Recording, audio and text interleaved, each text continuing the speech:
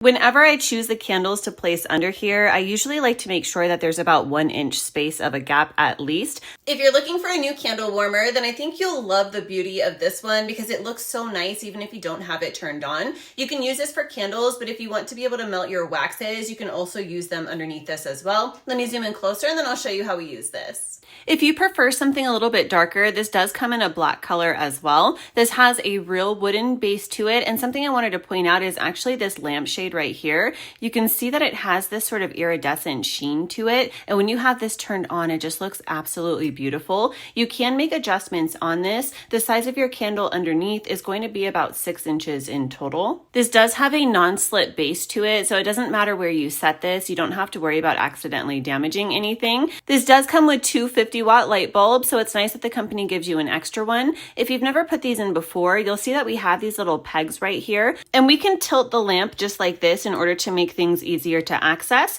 You'll just come over here where we see these little holes and then line everything up, and then you're just going to want to twist until it clicks. The cord that this comes with is generous in size, so just make sure that you do not plug this in until you've had the light bulb in. One of my favorite things about this is the customization options. We can come here to the power button to turn this on. Now you can sift through 4 different settings if you want to, depending on how bright you want this to be, so it's nice that we have the option to be able to choose. And then if you look here at the very top, we have a timer that we can set. There's 2, 4, or 8 hours. You could just press on this and then rest assured that it is going to shut off as soon as its allocated time comes.